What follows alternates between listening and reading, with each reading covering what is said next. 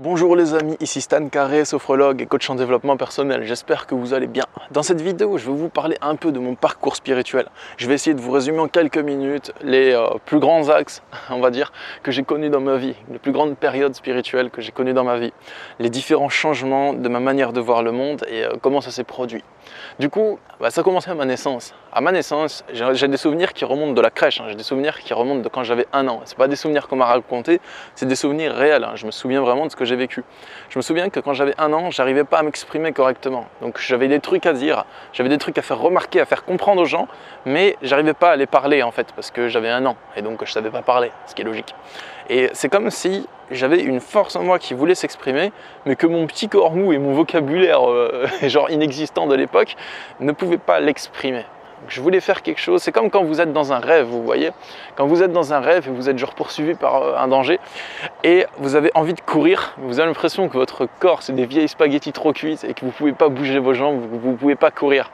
C'était la même impression, c'est comme si je vis dans un rêve que j'ai envie de fuir mais que je ne peux pas bouger parce que mon corps il est trop faible, que je n'ai pas assez de force pour le mouvoir. J'avais ce souvenir là quand j'avais 1 an et voilà un peu ce qui s'est passé. Après j'étais à l'école, j'étais forcé d'aller à l'école, donc j'étais résigné, j'ai accepté ça, donc j'allais à l'école, voilà.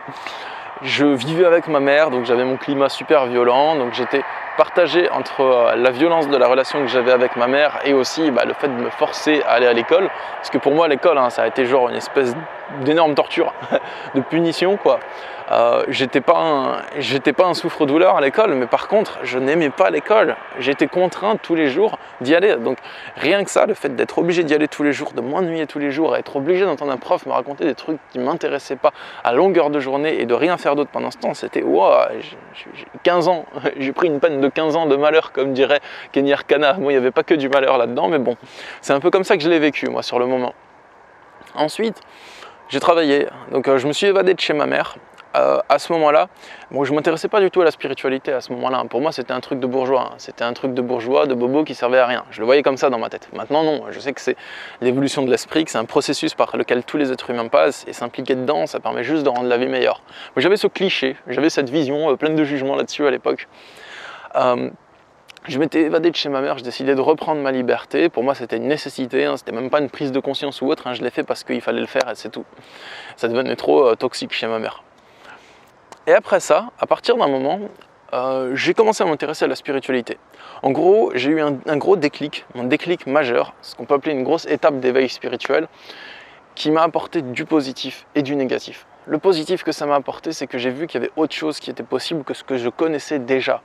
Donc la vie que je connaissais de la société métro boulot dodo, comme vous connaissez aussi, donc le schéma trouver une copine, se poser en couple, acheter un appartement ensemble, avoir son CDI dans un bureau, se marier, faire des enfants, acheter un chien et une maison en zone pavillonnaire, enfin, ce schéma là, wow, qu'est-ce que j'en veux pas de ce schéma.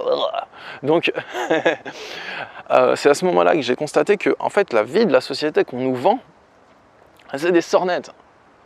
Il y a tellement d'autres choses, le monde il est tellement riche à part ça.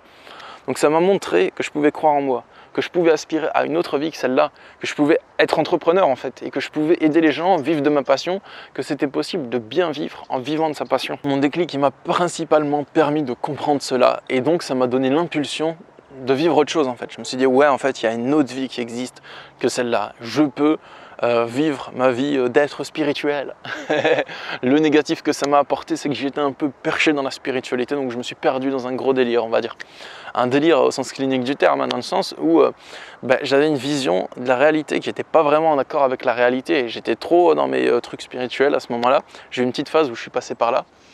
Et donc, j'ai mis un peu de temps à en sortir, donc ça m'a pris quelques temps, je me suis un peu égaré dans cette bulle, mais ça m'a donné à la fois l'impulsion de sortir de la vie que j'avais déjà et qui ne me correspondait pas, mais ça m'a aussi donné des nouveaux buts qui n'étaient pas forcément les miens, ça m'a un peu égaré là-dedans. Donc ça c'était une phase qui était aussi importante pour moi. Donc j'ai eu une grosse transformation intérieure, beaucoup de transformations intérieures successives, je me suis métamorphosé à l'espace de quelques mois, quelques années quoi.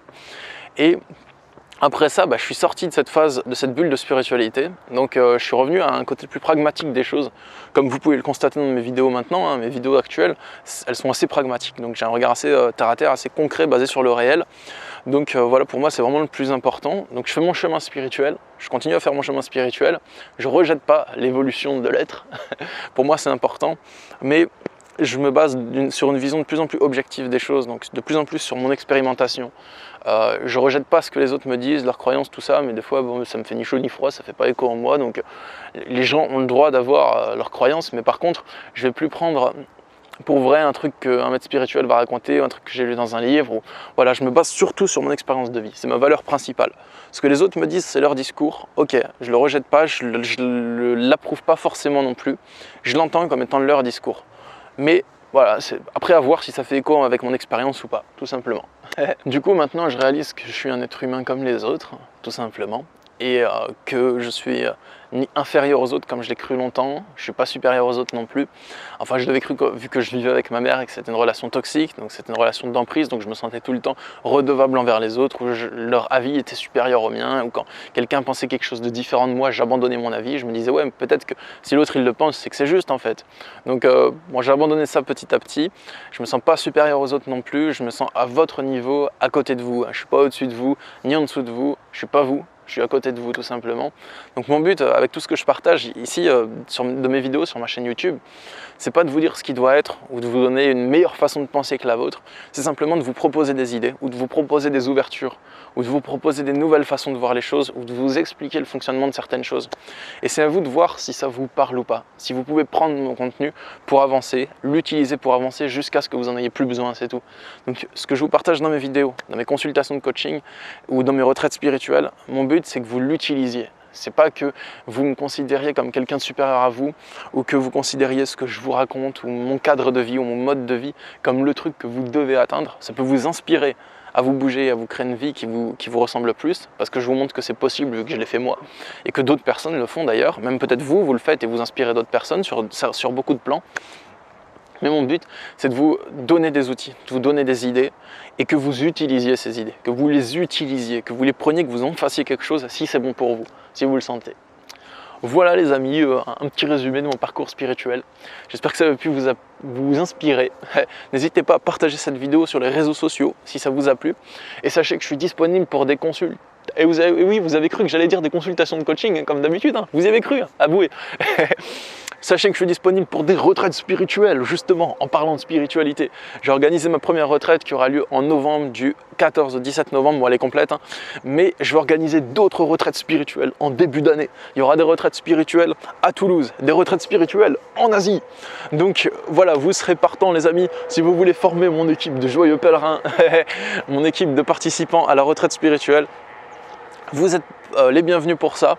Donc si quand cette vidéo sort, j'ai déjà prévu ma prochaine retraite, eh bien vous la verrez, il y a le lien dans la description.